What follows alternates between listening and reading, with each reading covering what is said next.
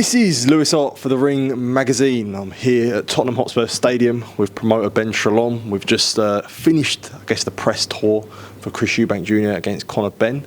I guess everything's all finished now. The dust has settled before April 26th. Ben, how's things? How are you? How was that? How was it? Yeah. It was amazing. It was great. I thought it didn't go overboard. There were a lot of topics that could have been said that didn't go into. Which they shouldn't be, personal stuff. It could easily go south, this promotion, and I think, in fairness, despite Conor Benn's emotional state, he managed to behave himself, and I think it was good. Yeah, as I say, there was a lot of stuff involved there. I guess first things first, like yourself and Conor getting involved there. I saw on the pitch you were going at it. Obviously that was from an Instagram comment earlier today saying that he will slap you. But I guess what did you make of there, and what was said between yourself and Conor? Listen, I've seen IFL's ridiculous thing saying Ben Shalom. What did he say? Ben Shalom flinch worse than that. I stuck my arm out. I've got a lunatic running at me. It's probably a closer fight between me and him than it is between him and Chris. Eddie flinched, but no, in all seriousness, it's great. It's great promotion, and you've got Chris, the intelligent, eloquent, considered self-promoter who's made this fight what it is, and you've got Conor, the angry, emotional young pup that wants to fight everyone all the time.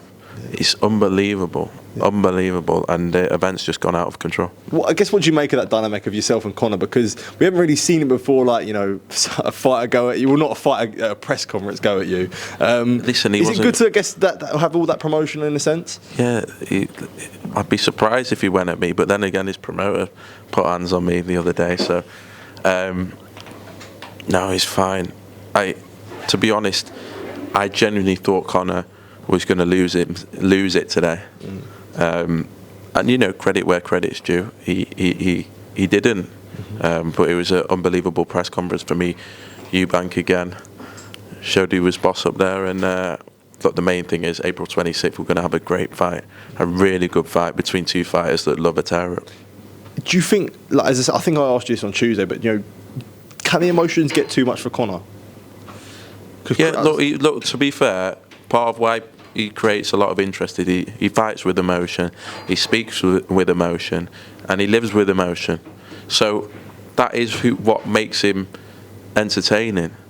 Do I think that's the best way to get to the top in this sport? No. But it makes it entertaining, and it's definitely a contrast to Chris Eubank Jr.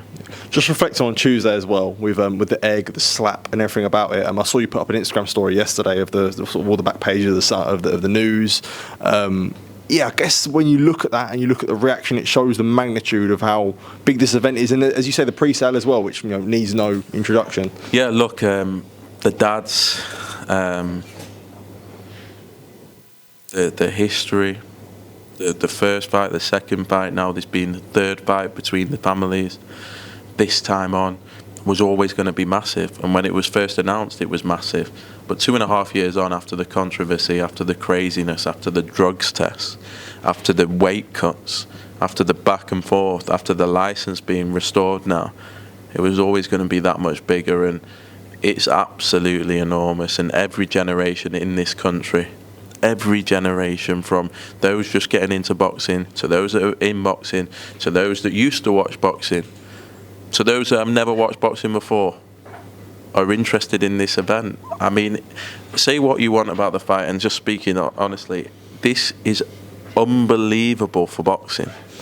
To occupy front and back pages, to have an event that's going to have loads of British fighters on, and has two Brits able to sell an event like this. There's not another country in the world that does it like that, and I think it's going to be something that goes down in history with the numbers that it will do. Is there any worries about the board hearing with Eubank?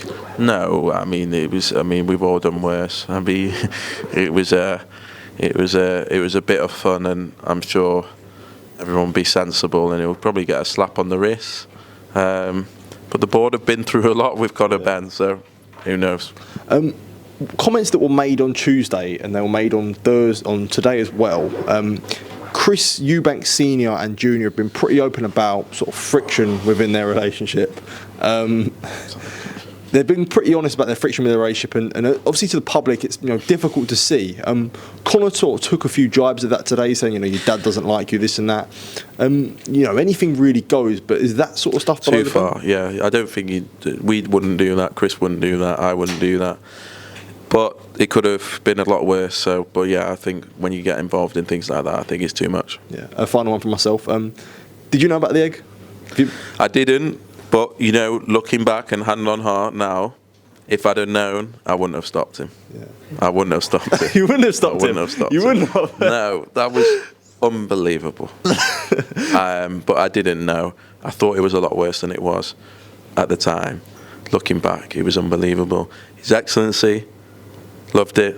That's how next generation promotion works. No, I'm only joking. It was amazing. It was iconic, and it won't be done again, but given the history, it was an amazing thing for the promotion, and Chris just does it every single time. Yeah, absolutely. Well, those two press conferences were an absolute cracker. Appreciate the time, Ben. Thank you. Cheers. Thank you.